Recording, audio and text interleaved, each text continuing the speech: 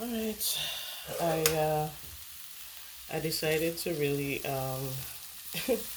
get back into really preparing my meals in terms of like not necessarily batch cooking, but getting back into creative meal prepping. I don't know how long that's gonna last, but I want to share this.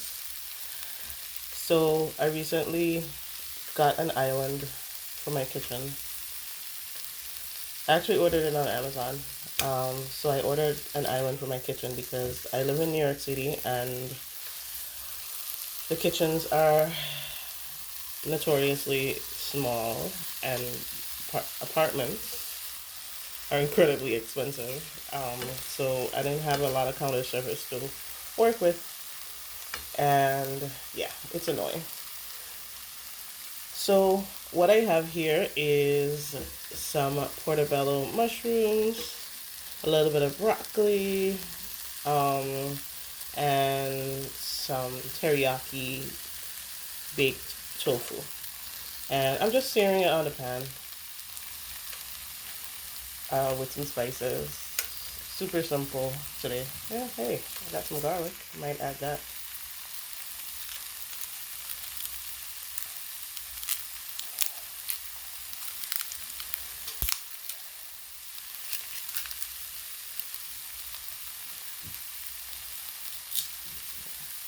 And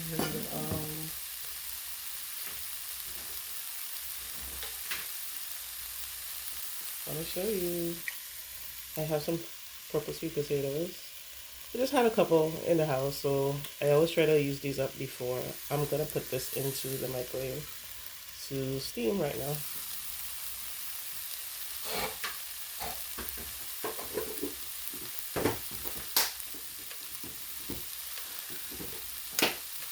So I see a lot of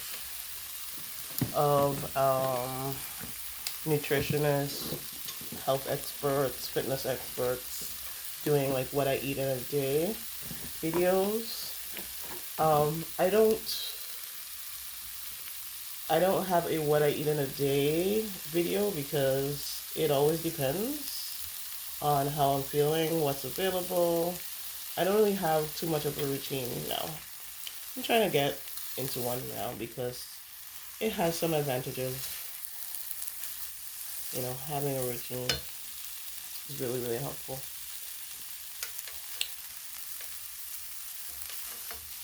You know, eating this way is so that's really good.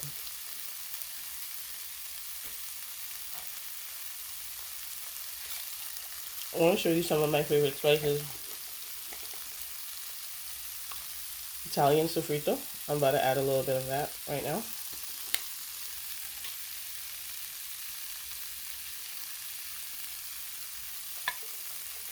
It's so good. It does have salt in there, I think. So I have to use sparingly. I mean, ask me if I actually do, right? It's dried minced onion, tomato flakes, sea salt, dried minced garlic, crushed chili peppers, parsley, red pepper, rosemary, sage. And this is Trader Joe's brand. So get a couple while you can because you know how easily they discontinue things. Oh.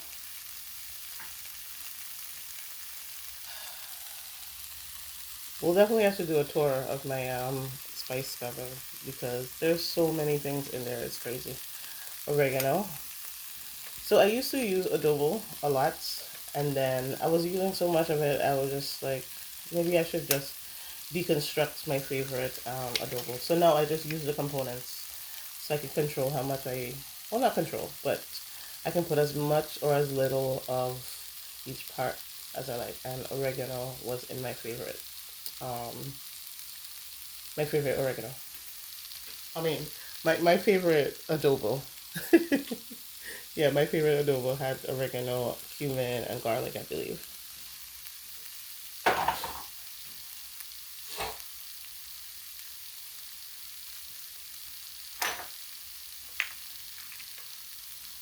poultry seasoning. You can get this brand, whichever one is available. Oh my god, this this poultry seasoning is the truth. I was trying to figure out why it's so much different and so much more flavorful, and you know what I just realized? This poultry seasoning, or like most poultry seasonings that you'll find, the main ingredient is salt. So it has all the same things. Let's try to get some focus here.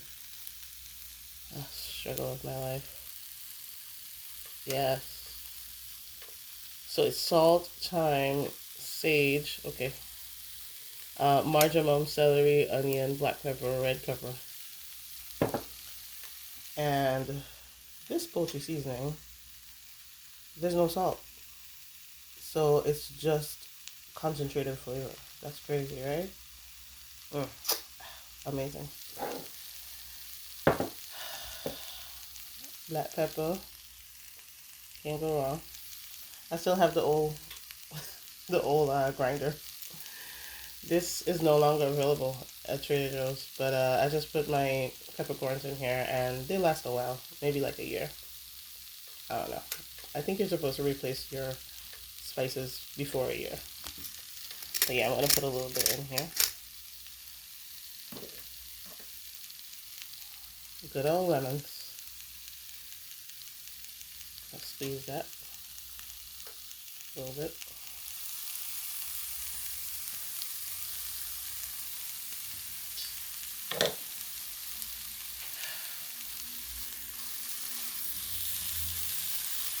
I'm just kind of dry sauteing today because I have mushrooms, and mushrooms are very moist already. They contain a lot of water, and I'm trying to get it to sort of concentrate the flavors. So the broccoli is so good.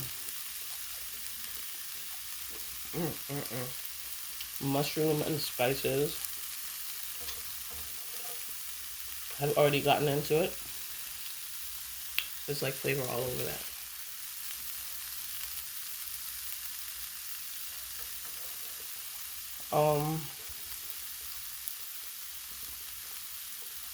I didn't always love broccoli,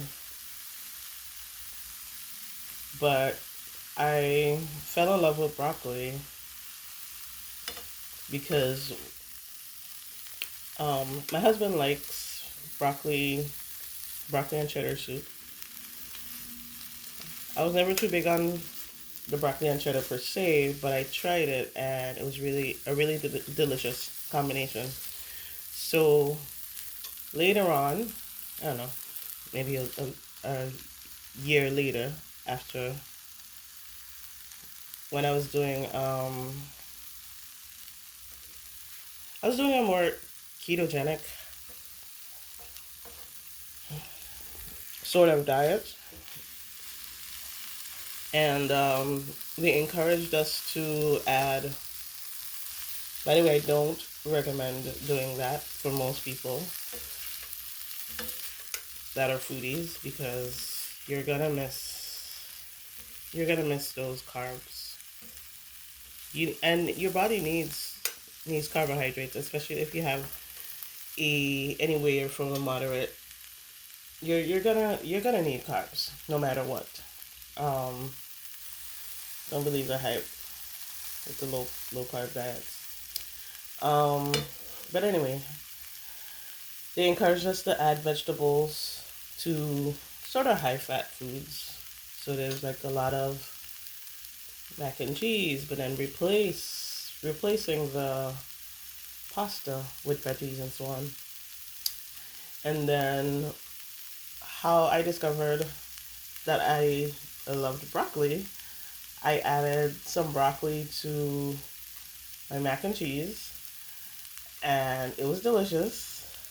I was like, this is so good. The texture is good, the flavor is good, and so on. So then, first I started by replacing half of the pasta with veggies. And I loved it. And I was like, what if I were just to make this with just the broccoli and cheddar? And oh my God, it was so delicious. So it got me hooked. However, I really believe that it was eating much more cheese and animal products than I normally have eaten in my life that started to wreck my health. So about 6 months into that journey, well, not 6 months. I think about 4 months in, uh, when I started to have some health problems, I knew I needed to make a change. So I switched to um, a at the time it was vegan. Yeah, more of a vegan diet. I removed the animal products from my life and started eating like more veggies and so forth. And I started to feel amazing, amazing. And then I went down the rabbit hole watching all the documentaries and so forth. And yeah, um, a lot of times, especially in African American, Afro Caribbean communities, where our current day diet revolves around meat a lot. No one presents, no one really presents the option, just the option of not eating animal products. Like you can eat exclusively. Like it never fully dawned on me. And here's the thing: plant dominant, plant predominant, or even plant exclusive diets are not new to people that are African American or Caribbean American, African descent. It's not new to us, melanated people. But slowly over the years, watching TV ads, um, importing more and more industrialized food and ingesting that, maybe moving to a more industrialized country where, like it's very heavy on meat, cheese, and processed foods, that cultural knowledge, and also definitely through the slave trade and the way how our food systems were wrecked, cannot can it can't neglect that part too. Um, yeah, our cultural knowledge has been systematically erased over time. So we identify ourselves as heavy meat eaters, but really and truly, um, for some of us, and I would say most of us really thrive on a majority or a plant predominant diet. Honestly, um, I truly, truly believe that because that is the ancient diet. That's the diet of our ancestors. If you look back on, like, no matter what our background is, as people of color, our indigenous food involves, for the most part, because there are certain populations that were traditionally shepherds. Those are the exception to being lactose intolerant, and like your body does adapt over the generations. So if you come from a family of shepherd of goat herders, or whatever the situation is, then and then you're ingesting the product from those animals, then over time your your family DNA adapts to tolerate the foods that you eat. It's just me really going on the tangent. Don't mind me. This is really a cooking video. Yeah. I actually really lost where I was. I was talking about the keto diet that didn't really call itself a keto diet. This program that I was taking was through my insurance, and they claimed that their program wasn't a diet, and that it was a lifestyle, and that it wasn't keto, but you could not have any carbohydrate rich foods on it. And at first it was fine, but then after a while, it really started to take a toll on my body, and I didn't realize what was wrong. I didn't really, I didn't really think that it was what I was eating was the issue, because at my day job, the work is actually pretty strenuous. So I started to think that maybe I need to leave my job and do something else. Like, oh my God, I'm getting older. I'm just in my 30s. Like, what is wrong? So I was really scared and panicked and confused. But then um, I ended up speaking to um, one of my colleagues, who ironically is kind of a carnist. But he's cool. He's cool. He was talking about like switching to organic eggs and grass fed beef and so on. So it kind of gave me a clue. I was like, oh, wait a minute.